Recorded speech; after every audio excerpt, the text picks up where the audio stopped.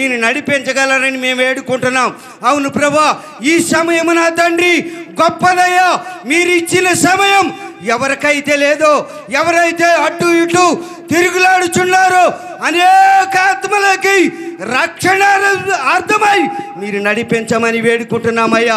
అవును ప్రభా, మీ దైవదాసులు నా తండ్రి మీ పక్షాన నిలవబడి నాతోను మాతోను నా తండ్రి మాట్లాడుచుండగా నా తండ్రి మీ మహిమను కప్పమని, మీ ఆత్మాభిషేకాన్ని ఉంచమని, మాకు కావలసిన మీ మాటలు వివరించే భాగ్యాన్ని మాత్రం దయచేయమని, నాకు ఇచ్చిన ఈ చిన్న సమయాన్ని బట్టి మీకు వందనాలు చెల్లిస్తూ మీ నామానికి మాత్రమే ఘనతను తెచ్చుకోమని, ఘనత మహిమ మీకు మాత్రం ఆరోపిస్తూ నజరేయుడైన యేసు నామములో అడిగి వేడుకుంటున్నాను మా పరమ తండ్రి. ఆమేన్. ఆమేన్.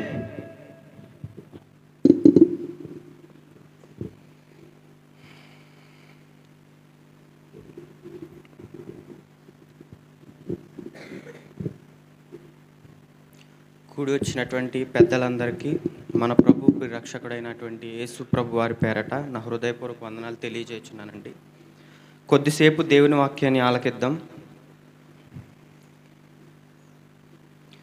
దేవుని సన్నిధి అనే విషయాన్ని గురించి కొద్దిసేపు మనం ఆలోచన చేస్తే,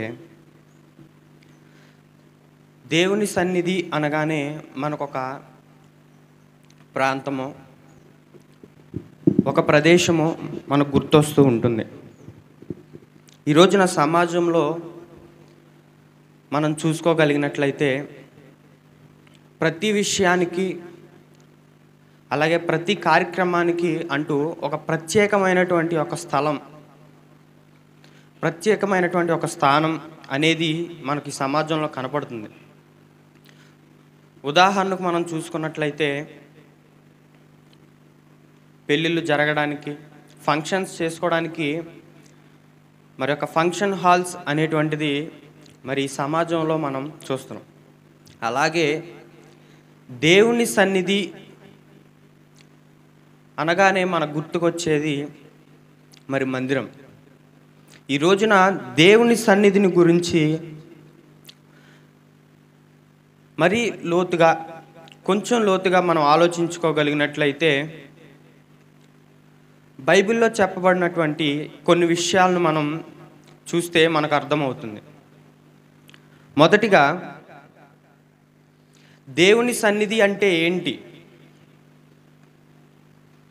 దేవుని సన్నిధి అంటే ఏంటి?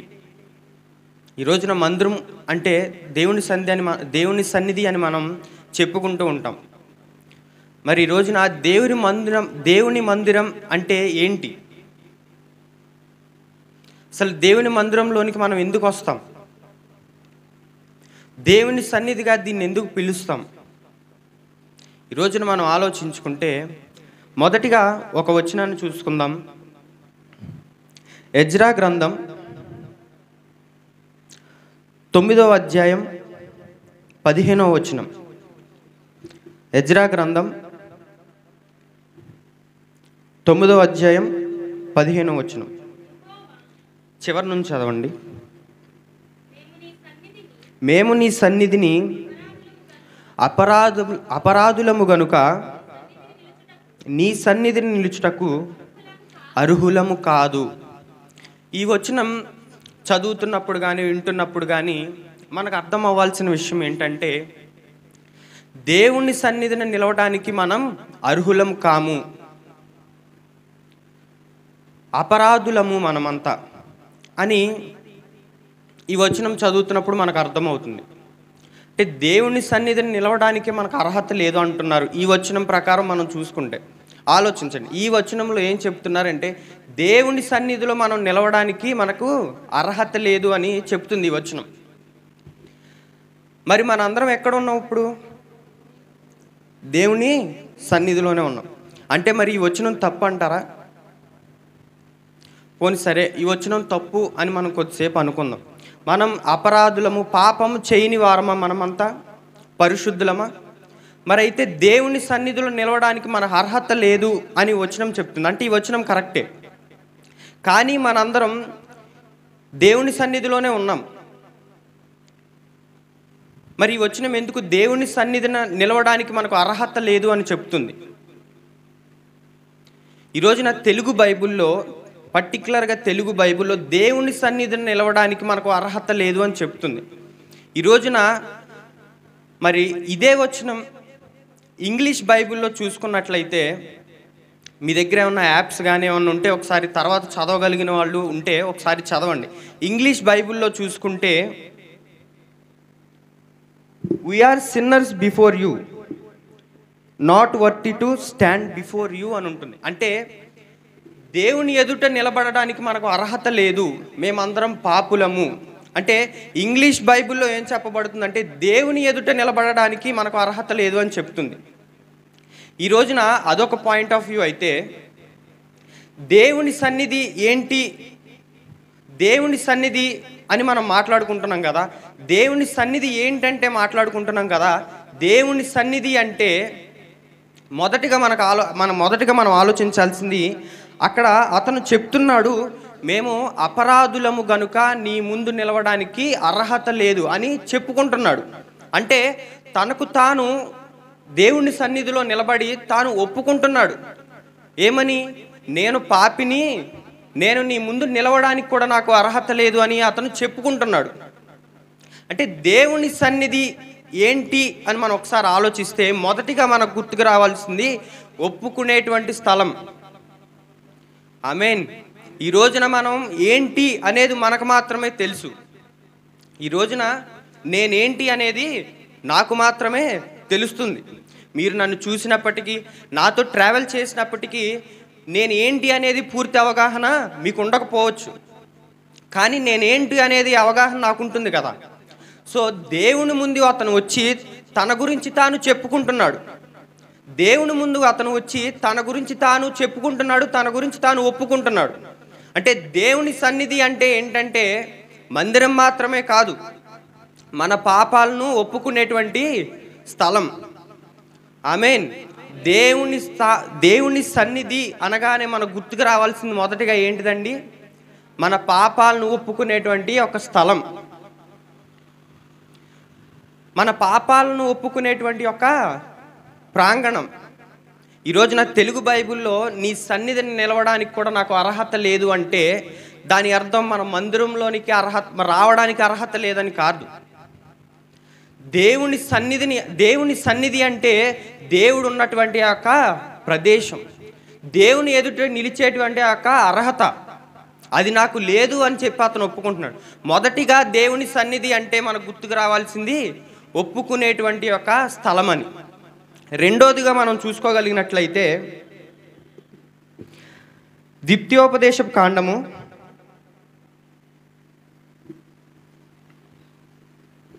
10వ అధ్యాయం 8వ వచనం. ద్వితీయోపదేశ కాండము 10వ అధ్యాయం 2వ వచనం, 8వ వచనం, క్షమించండి. నేటి వరకు జరుగునట్లు యెహోవా నిబంధన మందసమును మోయుటకు, యెహోవా సన్నిధిని నిలుచుటకును, ఆయనను సేవించి ఆయన నామమును బట్టి దీవించుటకును లేవి గోత్రపు వారు ఆ కాలమున యెహోవా ఏర్పరచుకొనెను. ఈ వచనం ద్వారా మనకేమర్థం అవుతుందంటే దేవుణ్ణి సేవించి, అంటే ఆ యొక్క ప్రదేశం అయితే ఏదైతే ఉందో దేవుణ్ణి ఆరాధించుకోవడానికి అనేది. ఈ రోజున దేవుని సన్నిధి ఏంటి అంటే మొదటిగా మనకు గుర్తుకు రావాల్సింది పాపాలను ఒప్పుకునేటువంటి యొక్క స్థలం అని. రెండోదిగా మనం ఆలోచిస్తే దేవుణ్ణి ఆరాధించటం కోసమని. ఈ రోజున మనం పలు రకాల ప్రదేశాలకు వెళ్తూ ఉంటాం. ఈ రోజున పుట్టినరోజు కార్యక్రమానికి వెళ్ళినప్పుడు అక్కడ ఏం చేస్తాం? ఆ పుట్టినటువంటి ఆ బాలుడు ఎవడైతే ఉన్నారో అతనికి విషెస్ తెలుపుతాం. అంటే అక్కడ పుట్టినరోజు కార్యక్రమం అంటే పుట్టినరోజు కార్యక్రమం మాత్రమే జరుగుతుంది కదా. మరి ఇక్కడ దేవుని సన్నిధి అనగానే మనకు మొదటిగా గుర్తుకు రావాల్సింది ఏంటిది? ఆరాధించడానికి ఆ యొక్క ప్రదేశం అని, ఆరాధించడానికి ఏర్పాటు చేసినటువంటి ఆ యొక్క ప్రదేశం అని. రెండోదిగా మనకు గుర్తుకు రావాల్సినటువంటి విషయం ఇది. మొదటిగా పాపాలను ఒప్పుకునేటువంటి ఒక స్థలం. రెండోదిగా ఆరాధించుకునేటువంటి యొక్క స్థలం. ఇప్పుడు చెప్తున్నటువంటి ప్రతి విషయాన్ని కూడా ఒక అవకాశం కింద ఆలోచించండి. అంటే దేవుడు మనకి ఇచ్చినటువంటి యొక్క అవకాశం లాగా గుర్తుపెట్టుకోండి. మొదటిగా ఏంటిది? మన పాపాలను ఒప్పుకోవడానికి ఇచ్చినటువంటి ఆ యొక్క స్థలం. అంటే దేవుడు మన పాపాలను ఒప్పుకోవడానికి ఇచ్చినటువంటి యొక్క అవకాశం. రెండోదిగా ఆరాధించుకోవడానికి ఇచ్చినటువంటి స్థలం. అంటే దేవుడు మనకి ఇచ్చినటువంటి రెండో అవకాశం ఏంటిదండి? ఆరాధించుకోవడానికి ఇచ్చినటువంటి ప్రదేశం. మనం మూడోదిగా కూడా చూసుకున్నట్లయితే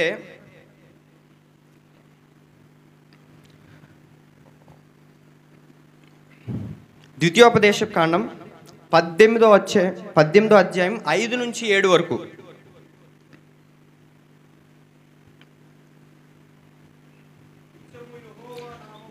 నిత్యము యెహోవా నామమున నిలిచి సేవ చేయుటకు ఈ గోత్రములన్నిటిలోనూ అతనిని అతని సంతతి వారిని దేవుడైన యెహోవా ఏర్పరచుకొని ఉన్నాడు. ఒక లేవీయుడు ఇశ్రాయేలు దేశమున విదేశీగా నివసించిన గ్రామములలో ఒకదాని యందు యెహోవా ఏర్పరచుకొనిన మళ్ళొకసారి చదువు స్థలమునకు మిక్కిలి మక్కువతో వచ్చినప్పుడు అక్కడ యెహోవా సన్నిధిని నిలుచు లేవీయులైన గోత్రము వారు చేయునట్లు అతడు తన దేవుడైన యెహోవా నామమున సేవ చేయవలెను. ఈ వచనం చదువుతుంటే మనకు చాలా క్లియర్గా అర్థమవుతుంది. దేవుని సన్నిధి అంటే ఏంటండి? సేవ చేసేటువంటి యొక్క ప్రాంగణం. సేవ అంటే వాక్యం చెప్పడం మాత్రమే కాదు. దేవుని పని ఏదైతే ఉందో, దేవుని కార్యక్రమాలు ఏదైతే ఉందో అది చేసేటువంటి యొక్క ప్రాంగణం. దేవుని స్థానం ఏంటి అంటే సేవ చేసేటువంటి ఆ యొక్క ప్రదేశం అని. మూడోదిగా మనం వింటున్నాం. మొదటిగా ఏం విన్నాం? పాపాలను మనం ఒప్పుకునేటువంటి యొక్క స్థలం అని. రెండోదిగా ఆరాధించుకునేటువంటి యొక్క స్థలం అని. మూడోదిగా సేవ చేయడానికి ఇచ్చినటువంటి యొక్క స్థలం అని. నాలుగోదిగా చూద్దాం ఇంకో వచనం. అదే ద్వితీయోపదేశ కాండం 19వ అధ్యాయం 17వ వచనం.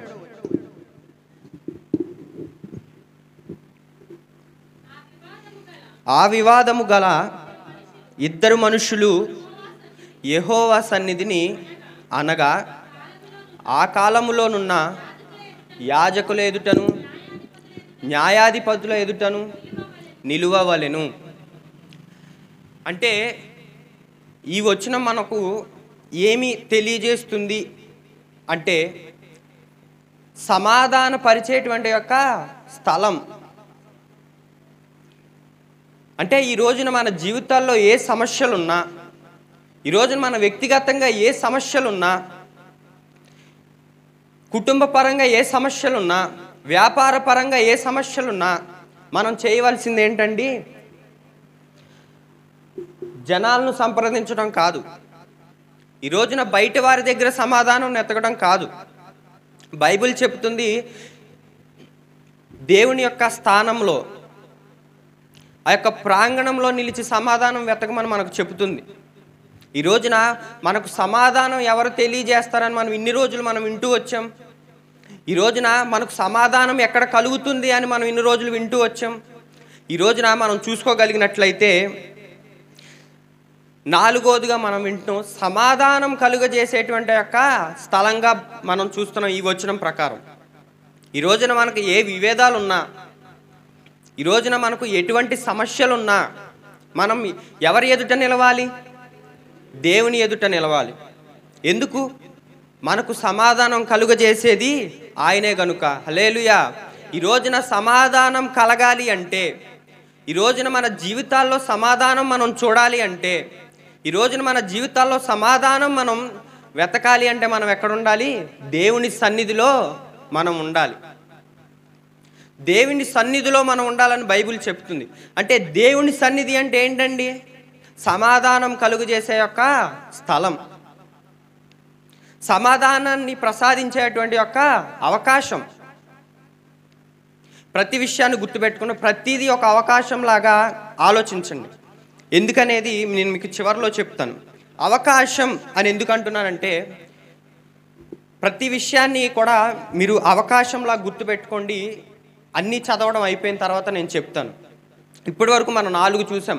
మొదటిగా ఏంటిదండి? పాపాలను ఒప్పుకునేటువంటి యొక్క స్థలం. గట్టిగా సమాధానం చెప్పాలి.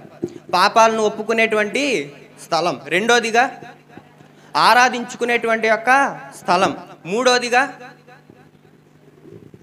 సేవ చేసుకునేటువంటి యొక్క స్థలం. నాలుగోదిగా ఏం చూసాం? సమాధాన పరిచేటువంటి యొక్క స్థలం. ఐదో విషయం చూద్దాం. రాజులకు రాసినటువంటి మొదటి పత్రిక 17వ అధ్యాయం 1వ వచనం.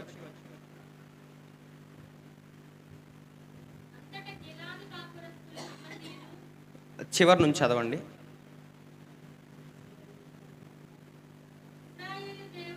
దానికి కొంచెం ముందు నుంచి. ఎవని సన్నిధిని నేను నిలబడి ఉన్నానో ఇశ్రాయేలు దేవుడైన యెహోవా జీవం తోడు. చాలండి. యెహోవా జీవం తోడు అంటున్నారు. అంటే ఇక్కడ మనకు ఆ వచనం అతను చెప్తున్నప్పుడు మనకు అర్థం అవ్వాల్సిన విషయం ఏంటంటే, అతను దేవునితో సహవాసంలో ఉన్నాడు. ఈ విషయం మనం చాలా జాగ్రత్తగా ఆలోచించాలి. అతను ఎవరితో సహవాసంలో ఉన్నారు? దేవునితో సహవాసంలో ఉంది. ఎందుకంటే అతను చెప్తున్నాడు యెహోవా జీవము తోడు. అంటే ఈ రోజున మనం జీవం తోడు అంటే ఒట్టు అనే విషయం మీకు ఐడియా ఉంటుంది కదండి. ఈ రోజున ఒట్టు అనేది ఎవరి మీద వేస్తారు అంటే, మామూలుగా సమాజంలో మనం ఆలోచించుకున్నట్లయితే మనం ఇంటి వారి మీదో మన పిల్లల మీదో, అంటే అతను ఒట్టు వేసే అతనికి ఏమవుతాడు? ఒక సహవాసం, అంటే అతను బాండింగ్ అది. ఎందుకంటే అతని మీద ఒట్టేసి అబద్ధం చెప్పరనేటువంటి ఒక నమ్మకం. కనుక ఇతను ఏం చెప్తున్నాడు ఇక్కడ? యెహోవా జీవము తోడు అంటే నా దేవుని పైన ఒట్టేసి చెప్తున్నాను నేను. అంటే అతను ఎవరితో సహవాసం, ఎవరితో బాండింగ్లో ఉన్నట్టు? ఆయన దేవునితో. అంటే ఈ విషయం మనకు చదువుతుంటే అర్థం కావాలి. ఈ స్థలం ఎటువంటిదండి? దేవునితో సహవాసాన్ని ఏర్పరిచేటువంటి యొక్క ప్రదేశం. దేవునితో మనకు ఒక సహవాసాన్ని ఏర్పాటు చేసే యొక్క సన్నిధి, దేవునితో సహవాసం ఏర్పాటు చేసేటువంటి యొక్క అవకాశం. ఇది 5వది. 6వదిగా చూద్దాం. అయిపోయింది. అదే పత్రికలో 18వ అధ్యాయం 15వ వచనం. ఏలియా ఎవని సన్నిధిని నేను నిలబడి ఉన్నానో ఇశ్రాయేలు దేవుడైన ఆ యెహోవా జీవం తోడు నిజముగా ఈ దినమున నేను అహాబును దర్శించుదునని చెప్పుచున్నాను నేను. ఇంకొంచెం చదవండి. అంతటా ఓబద్య ఆహాబును ఎదుర్కొనబోయి ఆ వర్తమానమును తెలియజేయగా ఏలియాను కలుసుకొనుటకై ఆహాబు బయలుదేరాను. చాలండి. ఈ వచనం అంటే మనకు ఏం తెలియజేస్తుందంటే, బలపరచడం గురించి. అంటే ఆ కాంటెక్స్ట్ మొత్తం చదివితే మనకు అర్థమవుతుంది. నేను మామూలుగా చెప్తున్నాను, అంటే చదువుకోవడానికి చాలా లాంగ్ వెళ్తుంది. ఆ వచనంలో ఏముంటుందంటే బలపరచడం గురించి చెప్తారు. బలపరచడం గురించి అంటే ఆరోదుగా మనం ఏం ఆలోచించాలి? దేవుని సన్నిధి అనగానే మనకు ఆరోదుగా గుర్తుకు రావాల్సిన విషయం ఏంటండి? బలపరిచేటువంటి యొక్క స్థానం, బలపరిచేటువంటి యొక్క అవకాశం. అంటే దేవుని సన్నిధి అనగానే మనల్ని ఏం చేస్తుందండి? లేవనెత్తుతుంది. దేవుని సన్నిధి అనగానే మనల్ని బలపరుస్తుంది. ఈ రోజున సమస్యలు వచ్చినా, ఇబ్బందులు వచ్చినా, బాధలు వచ్చినా ఆరాధనలు మానుకోకూడదని ఎందుకు చెప్తారంటే, దేవుని సన్నిధి అనేది మనల్ని బలపరుస్తుంది కనుక. హల్లెలూయా. ఈ రోజున మనం ఎటువంటి దేన పరిస్థితుల్లో ఉన్నా, ఈరోజు ఎటువంటి కృంగిపోయిన సిచ్యువేషన్స్లో మనం ఉన్నా సరే, మనల్ని బలపరిచేటువంటి యొక్క అవకాశం ఏదైతే ఉందో అది ఒక్కటే. అది ఏంటండి?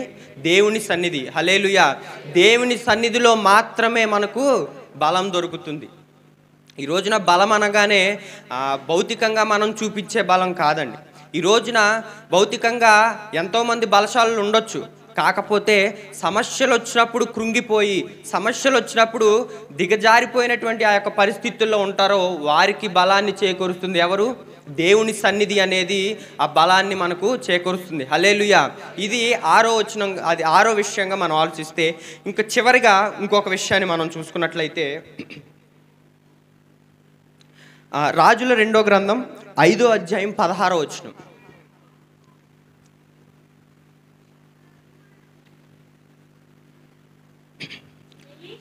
ఎలీషా ఎవని సన్నిధిని నేను నిలువబడి ఉన్నానో ఇజ్రాయేలు దేవుడైన ఆ యెహోవా జీవము తోడు నేనేమియు తీసుకొనను అని చెప్పెను. చాలండి. ఈ వచనం మనకు ఏం తెలియజేస్తుందంటే స్వాతంత్రాన్ని అనేది మనకు తెలియజేస్తుంది. అంటే అతను అక్కడ అది ఇచ్చినటువంటి బహుమానం ఏదైతే ఉందో అతను తీసుకోవచ్చు, తీసుకోకపోవచ్చు, అది అతని నిర్ణయం. అంటే ఇక్కడ ఏం అర్థం అవ్వాలంటే స్వాతంత్రాన్ని ఇచ్చేటువంటి యొక్క ప్రదేశంగా మనం ఆలోచించాలి. ఈ రోజున నీవు ఇక్కడికి వచ్చి ప్రార్థన చేయొచ్చు, చేయకపోవచ్చు, ఎందుకంటే అది నీ వ్యక్తిగత విషయం. దేవుని మందిరానికి మామూలుగా అయితే ఎందుకు వస్తారండి? ప్రార్థన కోసం వస్తారు, అవునా కదా? ఎవరో బలవంత పెడితే వచ్చే ప్రదేశం కాదు, ఎవరో బలవంత పెడితే వెళ్ళేటువంటి యొక్క ప్రదేశం కాదు. నీ మనస్ఫూర్తిగా నీవు అంగీకరించి రావాల్సినటువంటి ప్రదేశం, స్థలం. ఇప్పుడు పెళ్ళిళ్ళకి మనం పేరెంటాలకు వెళ్తూ ఉంటాం, అంటే బలవంతంగా ఎవరన్నా తోస్తే మనం వెనకాల వెళ్తూ ఉంటాం. మనకి ఇంట్రెస్ట్ ఉంటే మనం వెళ్ళిపోతాం కదా, అవునా కాదండి? ఇప్పుడు పెళ్ళి అనగానే, ఇప్పుడు సరే మన ఇంట్లో పెళ్ళి అయినా, లేకపోతే బయట ఇంట్లో వాళ్ళ పెళ్ళి అయినా, మనకు తెలిసిన వాళ్ళు పెళ్ళి అయినా, లేకపోతే పెళ్ళి కాకపోతే పుట్టినరోజు ఫంక్షన్ అయినా సరే, ఇలా ఫంక్షన్లు ఏ ఒకటి ఉంటాయి కదా. ఇప్పుడు వాటికి ఎవరన్నా మన వెనకాల నుంచి ఫోర్స్ చేసుకుంటూ వెళ్ళు వెళ్ళు వెళ్ళు అని మనకు ఎవరన్నా చెప్పాలా అండి? అవసరం లేదు కదా. అంటే అక్కడ ఏంటి, స్వాతంత్ర నిర్ణయం అనేది మనకు ఉంటుంది కదా. ఇప్పుడు వెళ్ళాలా వెళ్ళకూడదా అనేది ఆ యొక్క నిర్ణయం నీదే కదా, అవునా కదా? ఇప్పుడు ఆ నిర్ణయం మనకు దేవుడు అనేది, ఈ సన్నిధి అనేది మనకు కలిగజేస్తుంది. అంటే స్వాతంత్రాన్ని మనకు అనేది ప్రసాదిస్తుంది. ఇప్పుడు నీ జీవితంలో నువ్వు ఎటన్నా వెళ్ళు, కాకపోతే ఏంటి, దేవుని మార్గంలో వెళ్ళు. నీకు ఎటు వెళ్ళినా దేవుడు నీకు స్వాతంత్రాన్ని అనేది ఇచ్చాడు. కాకపోతే ఏంటి, ఆ స్వాతంత్రాన్ని మనం ఉపయోగించుకోవాలి. ఆ ఇచ్చిన స్వాతంత్రాన్ని మనం దుర్వినియోగించుకోకూడదు. ఈ వచనం ద్వారా మనం ఏం అర్థం చేసుకోవాలంటే, స్వాతంత్రాన్ని కలుగు చేసే యొక్క స్థలం దేవుని సన్నిధి అని. అంటే ఇన్ని వచనాలు మీకు ఎందుకు చెప్తున్నానంటే, దేవుని సన్నిధి అనగానే మనకు మందిరం అనే పేరు అంటే మందిరం అనే పేరు తప్పించి మనకు సహజంగా ఎవరికి దేవుని సన్నిధి అంటే ఏంటి అనేటువంటి అవగాహన ఉండకపోవచ్చు.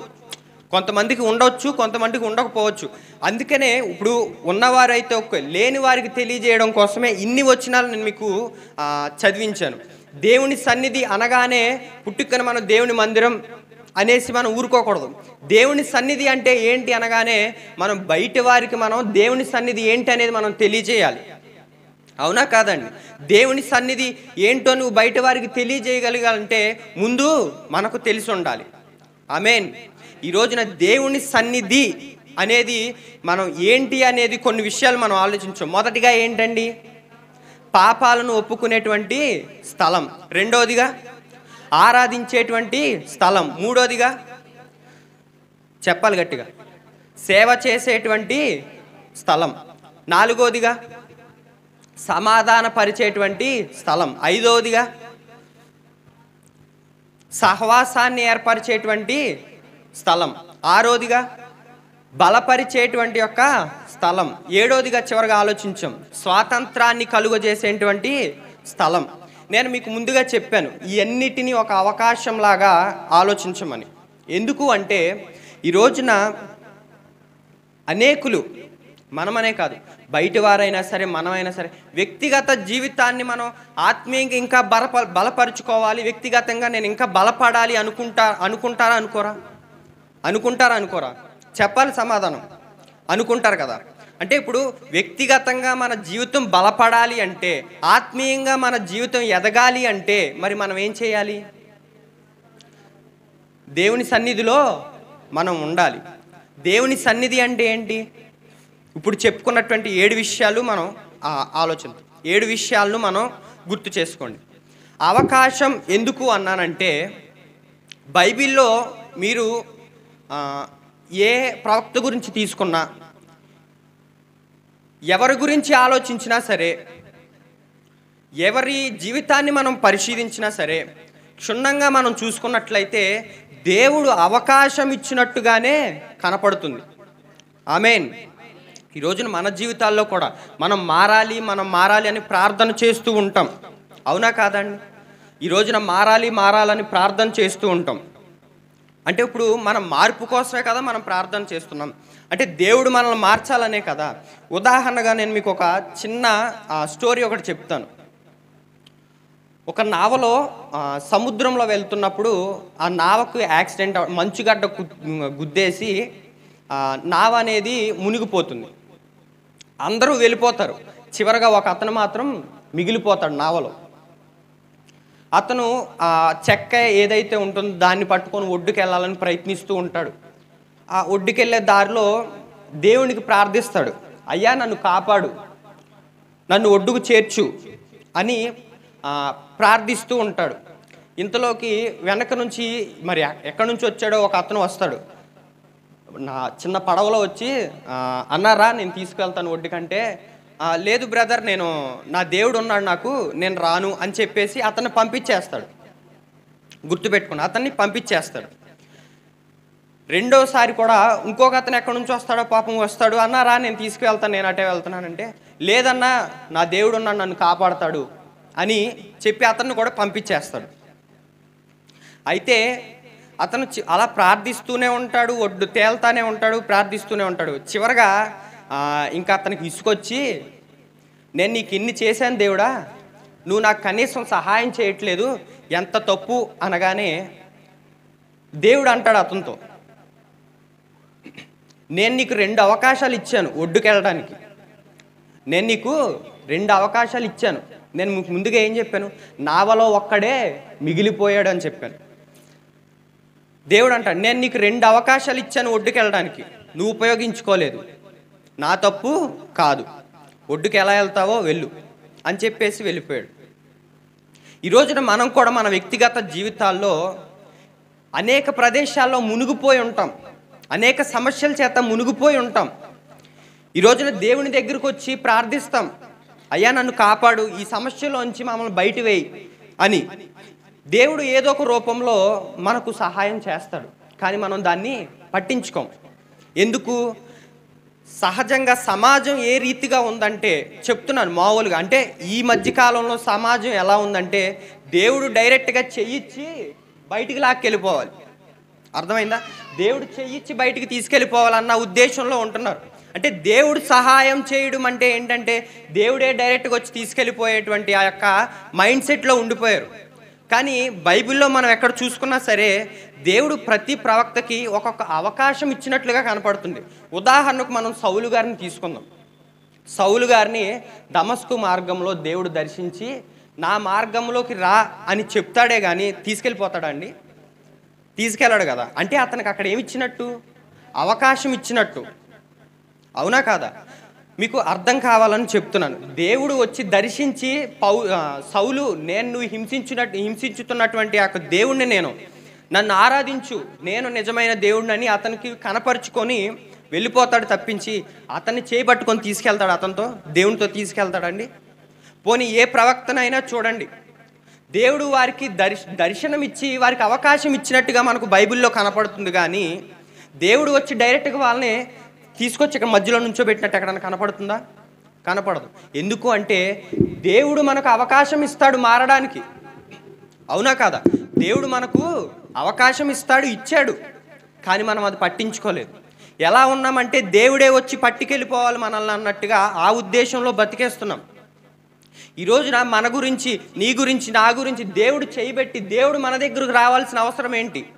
ఈ రోజున కనుసైగలతో దేవుడు సృష్టిని నడిపిస్తున్నప్పుడు ఈ రోజున నీ గురించి, నా గురించి రావాల్సినట్టు అవసరం దేవుడికి ఏముంది?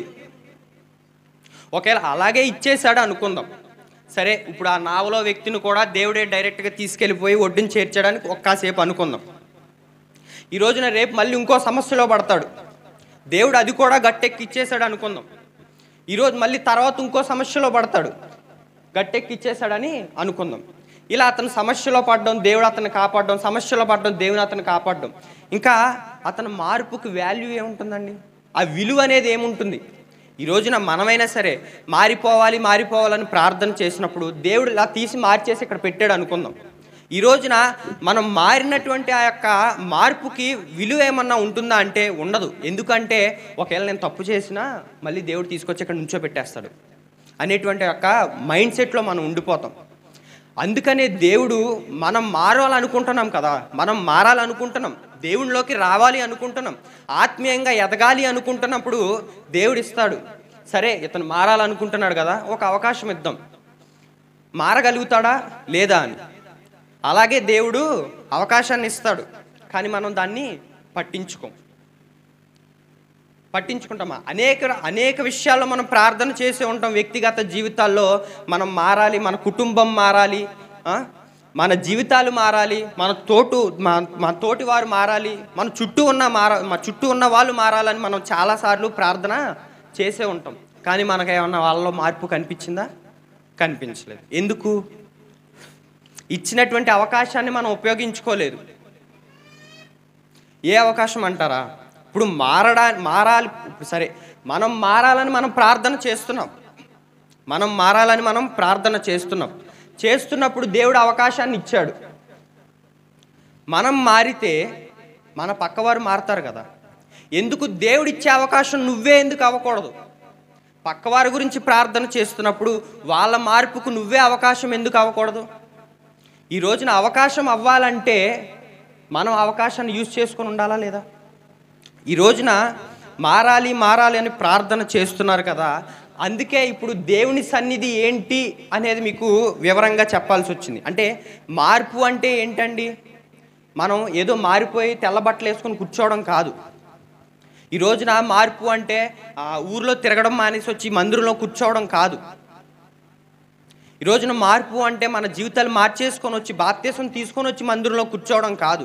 మార్పు అనేది ఎలా ఉంటుందంటే మనం ఒప్పుకోవడంలో ఉంటుంది. ఆమేన్. ఈ రోజున మనం ఒప్పుకోవడంలో ఉంటుంది. ఈ రోజున దేవుణ్ణి ఆరాధించడంలో ఉంటుంది. ఈ రోజున మనల్ని చూసి బయట వాళ్ళు బలపడే విషయంలో ఉంటుంది. మనల్ని చూసి బయట వాళ్ళు స్వాతంత్రంగా నిర్ణయాన్ని తీసుకునే ఉద్దేశంలో ఉంటుంది. ఆమేన్. ఈ రోజున దేవుని సన్నిధి ఏంటి అనేది మనం ఆలోచించాం. దేవుని సన్నిధి అంటే దేవుడు మారడానికి మనకి ఇచ్చినటువంటి ఒక అవకాశం. దేవుని మందిరం అంటే దేవుని మందిరం మాత్రమే కాదు, దేవుడు మనకు మారడానికి ఇచ్చినటువంటి ఒక అవకాశం. ఆమేన్. దేవుని సన్నిధి అనగానే మందిరం అని మనం అనేసుకుంటాం కామన్గా, అవునా కాదండి? కానీ దీనికి దేవుని సన్నిధి అనేది ఇంగ్లీష్లో కూడా మనం ఒకసారి చూసుకున్నట్లయితే ప్రజెన్స్ ఆఫ్ గాడ్ అని వస్తుంది. అంటే ప్రజెన్స్ ఆఫ్ గాడ్ అంటే దేవుణ్ణి కలిగి ఉండటం. ఆమేన్. దేవుణ్ణి కలిగి ఉండటం అని కూడా వస్తుంది. అంటే దేవుని సన్నిధి అంటే ఏంటండి? దేవుణ్ణి కలిగి ఉండటం. ఈ రోజున దేవుని సన్నిధి అంటే మనం మందిరం అని మనం చెప్పేసుకుంటాం. ఈ రోజున ఒక వచనం మనం గుర్తు చేసుకున్నట్లయితే మన దేహమే ఆయన ఆలయం. గుర్తుంది కదండి ఈ వచనం అందరికీ? మన దేహమే ఆయన ఆలయం, దేవుని ఆలయం. అంటే ఇప్పుడు దేవుని సన్నిధి ఏదండి? దేవుని సన్నిధి అంటే ఏంటి? మనమే. మందిరం ఒకటే దేవుని సన్నిధి కాదు. మీకు అదే చెప్పాను కదా, ఇంగ్లీష్లో దేవుని సన్నిధి అనగానే presence of God. Presence of God అంటే దేవుణ్ణి కలిగి ఉండడం. దేవుణ్ణి కలిగి ఉండాలి. ఎక్కడ కలిగి ఉండాలి? హృదయంలో కలిగి ఉండాలి. అంటే మన దేహమే ఆయన ఆలయం. కనుక దేవుని సన్నిధి అనేది మనకు తెలిస్తే, దేవుని సన్నిధి అనేది మనకు గుర్తెరిగితే అది దేవుని సన్నిధి కాదు, దేవుడు మనకి ఇచ్చినటువంటి యొక్క అవకాశం అనేది మనకు అర్థమవుతుంది. ఆమేన్. ఈ రోజున మన జీవితాలు మారాలి అన్నా, మన తోటివారి జీవితాలు మారాలి అన్నా, మన కుటుంబ జీవితాలు మారాలి అన్నా మనం ఏం చేయాలండి? దేవుణ్ణి కలిగి ఉండాలి, దేవుని సన్నిధిలో ఉండాలి. మొదటిగా మనం గుర్తు చేసుకున్నాం ఏంటిదండి? మొదటిది ఏంటిది మనం చెప్పుకున్నది? పాపాలను ఒప్పుకునేటువంటిది స్థలం, పాపాలను ఒప్పుకునేటువంటి స్థలం. మరి ఆ పాపాలను ఒప్పుకుంటేనే దేవుణ్ణి మనం కలిగి ఉండగలం. ఆమేన్. ఈ రోజున ఎప్పుడైతే పాపాన్ని మనం ఒప్పుకొని మనం దేవుని సన్నిధిలో మనం ఒప్పుకొని ఉంటామో అప్పుడు దేవుని యొక్క ప్రజెన్స్ అనేది మనలో ఉంటుంది. దేవుణ్ణి కలిగి మనం అప్పుడు ఉంటాం. దేవుని ముందు నుంచోవడానికి అప్పుడు మనం అర్హులం. ఆమేన్. ఈ రోజున దేవుని ముందు నుంచొని నేను అపరాధిని, నేను నీ ముందు నుంచోవడానికి అర్హుని అని చెప్పుకోగలిగేటువంటి ఆ స్థాయిలో ఉండాలంటే మనం ఏం చేయాలి? దేవుని సన్నిధి అనే ఆ విషయాన్ని మనం ఆలోచించాం కదా. ఈ 7 విషయాలు కూడా మనం ఆచరణలో పెట్టాలి. ఆమేన్. ఆచరణలో పెట్టాలంటే దేవుని సన్నిధిలో మనం ఉండాలి. ఈ రోజున మన దేహమే ఆలయం అన్నామని చెప్పి మనం ఎక్కడ పడితే అక్కడ ప్రార్థన చేసేస్తే ప్రార్థన అవ్వదు. ఎక్కడ పడితే అక్కడ మనం నుంచొని మనం ప్రార్థన చేసేసుకుంటే ప్రార్థన అవ్వదు. ఈ రోజున దానికంటూ ప్రత్యేకంగా ఒక స్థలాన్ని అనేది ఏర్పాటు చేసాం. అవునా కాదా? దేవుని సన్నిధి అనగానే దేవుని యొక్క పవిత్రమైనటువంటి ప్రదేశం కనుక మన జీవితాల్లో ఆ యొక్క అవకాశాన్ని మనం కలిగి ఉండాలి. ఆ అవకాశాన్ని మనం కలిగి ఉన్నప్పుడు ఎదుటివారికి మనం ఒక అవకాశంగా మారుతాం. హల్లెలూయా. ఎదుటివారికి అవకాశంగా మనం మారాలి. మన జీవితాలు ఎలా ఉండాలండి? ఎదుటివారికి అవకాశంగా ఉండాలి. మనల్ని చూసి ఒకళ్ళు పాపాలు ఒప్పుకోవాలి, మనల్ని చూసి ఒకళ్ళు బలపడాలి, మనల్ని చూసి ఒకళ్ళు స్వాతంత్రంగా నిర్ణయం తీసుకోవాలి, దేవునిలోకి రావాలని. ఆమేన్. ఈ రోజున 7 విషయాలు ఎవరైతే పాటిస్తారో, ఈ 7 విషయాలు ఎవరైతే 7 అవకాశాలు ఎవరైతే ఉపయోగించుకుంటారో వారు మాత్రమే దేవుని ఎదుట నిలబడడానికి అర్హులు. హల్లెలూయా, హల్లెలూయా. ఈ రోజున ప్రతి ఒక్కరు గుర్తుపెట్టుకోవాల్సిన విషయం అండి, ప్రతి ఒక్కరు గుర్తెరగాల్సినటువంటి విషయం, దేవుని సన్నిధి అంటే మందిరం మాత్రమే కాదు, దేవుడిచ్చినటువంటి యొక్క అవకాశం అని గుర్తు రావాలి. కనుక ప్రతి విషయం కూడా దేవుడు మనం ప్రార్థిస్తున్నామంటే మనకు ఎదురయ్యే ప్రతి విషయాన్ని కూడా మనం దైవికంగా ఆలోచించాలి. అరే ఈ విషయం నాకు ఎందుకు ఇప్పుడు ఎదురవుతుంది? దేవుడు నాకు ఇచ్చినటువంటి అవకాశం అంటావా, లేదా సమాజపరంగా ఎదురవుతున్నటువంటి విషయం అంటావా? మనం గ్రహించి మనం ముందుకు వెళ్ళాలి. ఆమేన్. కనుక ఈ 7 విషయాలను మనం ఆచరణలో పెట్టాలని కోరుకుంటూ మరి ఈ సమయాన్ని పెద్దలకు అప్పగిస్తున్నాను. ఆమేన్. ఇక్కడ వాళ్ళు అక్కడే తల వచ్చినట్లయితే ప్రభు సన్నిధిలో ఉన్న మనం ప్రార్థన చేసుకుని ఆరాధన కార్యక్రమాన్ని ముగించుకోబోతున్నాం. లేఖన భాగాలు చాలా స్పష్టంగా చెబుతున్నాయి. హల్లెలూయా, స్తోత్రం, స్తోత్రం, స్తోత్రం. ప్రియ దేవుని ప్రజలారా, పెద్దలారా, వేరే ఫోన్ తీసుకో. దేవుని సన్నిధి అంటే ఈ ఉదయకాల సమయాన కొన్ని కొత్త సంగతులను దేవుడు మనకు బయలుపరిచాడు. నిజమే, దేవుని సన్నిధి అంటే ఇంతకాలం దేవుని మందిరమే అనుకుంటున్నాం. దేవుని సన్నిధి అంటే దేవుని మందిరమే అని ఆలోచిస్తూ ఉన్నాం. దేవుని సన్నిధి అంటే దేవుని మందిరం ఒకటే కాదు, ఇంకా చాలా అనుభవాలు ఉన్నాయి.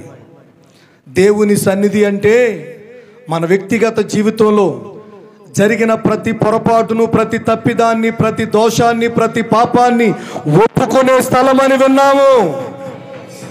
దేవుని సన్నిధి అంటే ఆత్మతో సత్యముతో ఆయన నామాన్ని స్తుతించి ఘనపరిచే ఆరాధన చేసే స్థలం అని విన్నాము. దేవుని సన్నిధి అంటే సేవ చేసే ప్రాంగణం. నీవు నేను చేతులారా దేవుని సన్నిధిలో సేవ చేస్తున్నామా? పాటలు పాడటం ఒక సేవ, పరిచర్య చేయడం ఒక సేవ, వాయిద్యాలు వాయించడం ఒక సేవ, మందిరాన్ని శుభ్రపరచడం ఒక సేవ. దేవుని సన్నిధి అంటే మందిరం ఒకటే కాదు, మందిరంలో రకరకాల పరిచర్యలన్నీ దేవుని సన్నిధితో సమానము. దేవుని సన్నిధి అంటే పరిచర్య. ఇంకా గమనిస్తే దేవుని సన్నిధి అంటే లేఖన భాగాలు చెబుతున్నట్లు ఆయనతో సహవాసం. ఇష్టమైన ప్రతి చోటకి మనం వెళ్తుంటాం, ఇష్టమైన ప్రతి వారితో మాట్లాడుతుంటాం. దేవుని సన్నిధి అంటే ఆయనతో సహవాసం, దేవాది దేవునితో. మందిరం ఒకటే కాదు, ఆయనతో సహవాసం. మరి విశేషంగా దేవుని సన్నిధి అంటే ఏంటో తెలుసా? దేవుని సన్నిధి అంటే అక్షరాల నూతన బలాన్ని కలిగించే ప్రాంగణము. బలహీనులు సైతం బలపరచబడినట్లుగా, శక్తిహీనులు బలాభివృద్ధి పొందినట్లుగా, పడిపోయిన వారు లేవనెత్తబడినట్లుగా, కృంగిన వారు ఉద్ధరించబడినట్లుగా నర నరాన నూతన జీవాన్ని, శక్తిని ప్రసరింపజేసే స్థలము. హల్లెలూయా, హల్లెలూయా.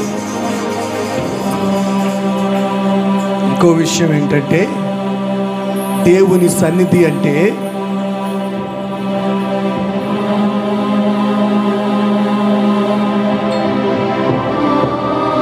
లేఖన భాగాలు చెబుతున్నాయి, దేవుని సన్నిధి అంటే స్వాతంత్రం, స్వేచ్ఛ.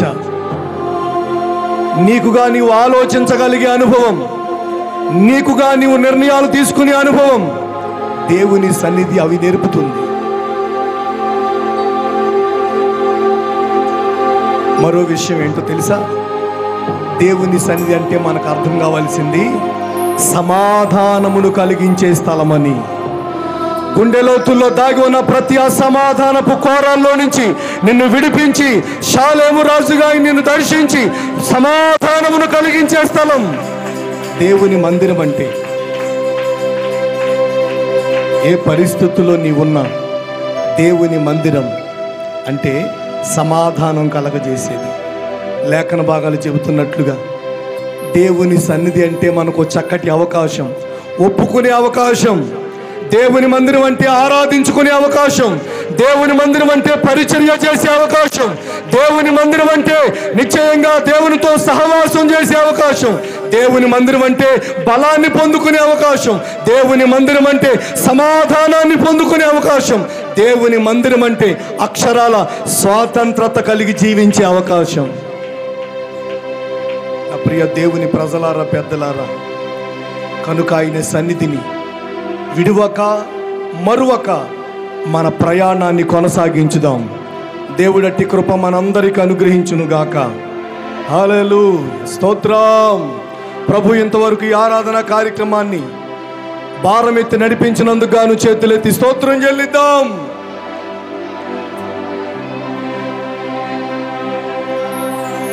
విన్న వాక్యం ప్రతి వారి గుండెల్లో ప్రభు నీరు కట్టి ఫలింప చేయనట్లుగా చేతులెత్తి స్తోత్రం చెల్లిద్దాం.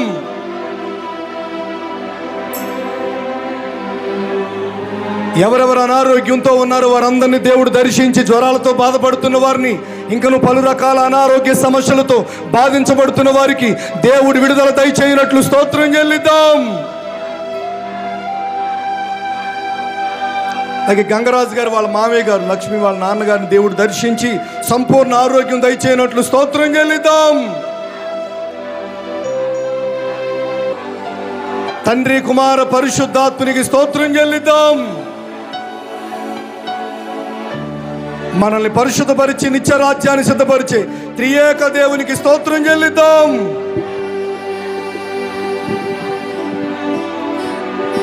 పెద్దలు రాజారత్నం గారు చిన్న ప్రార్థన చేయండి.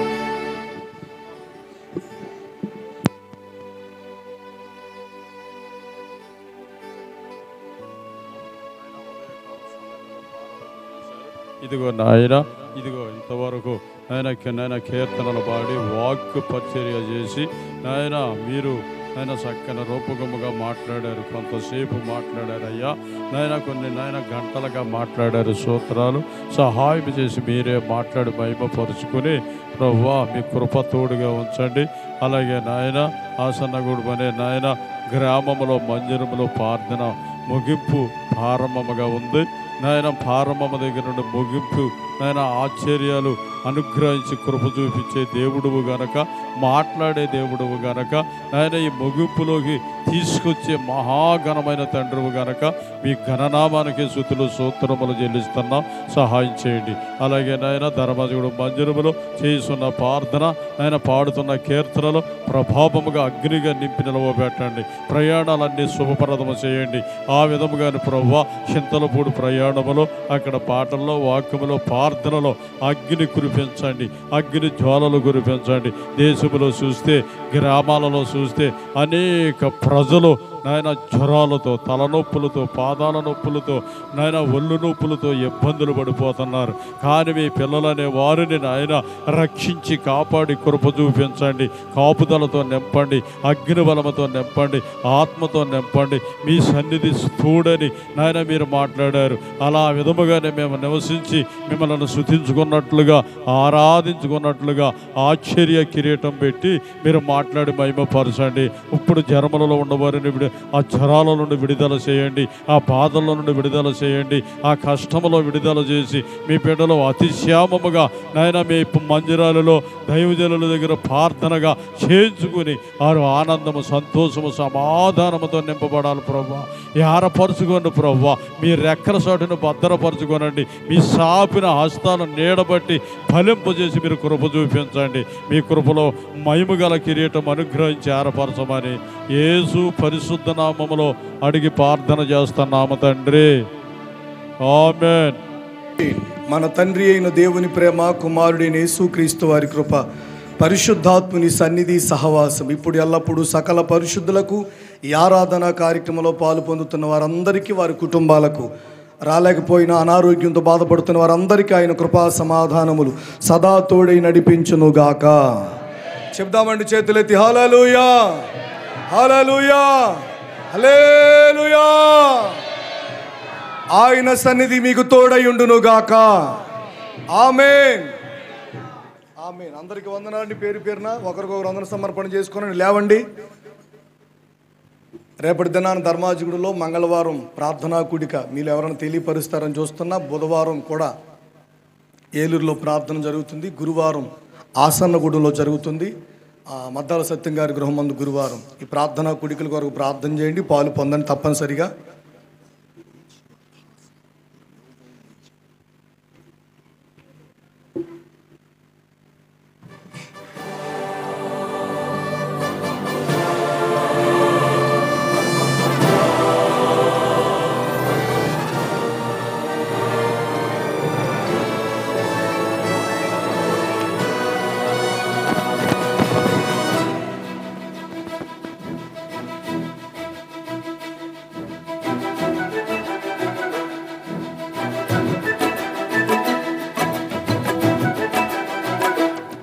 ప్రేమా పూర్ణుడా, స్నేహశీలుడా, విశ్వనాథుడా, విజయ వీరుడా, ఆపత్కాలమందున సర్వలోకమందున్న దీన జనాళి దీపముగా వెలుగుచున్నవాడా, ఆరాధింతు నిన్నే లోకరక్షకుడా, ఆనందింతు నీలో జీవితాంతము.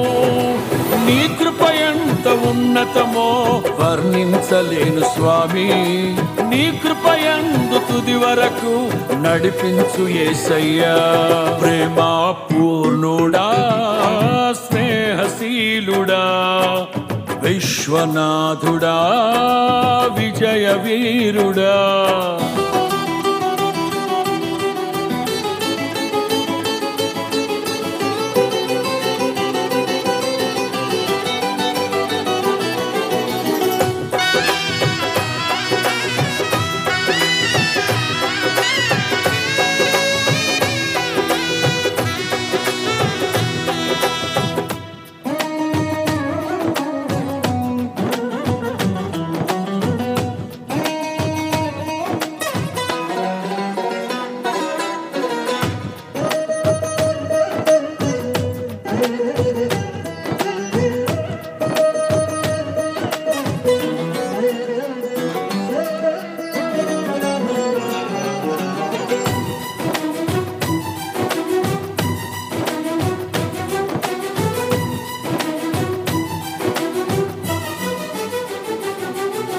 పూర్ణమై సంపూర్ణమైన నీ దివ్య చిత్తమే నీవు నన్ను నడిపే నూతనమైన జీవ మార్గము పూర్ణమై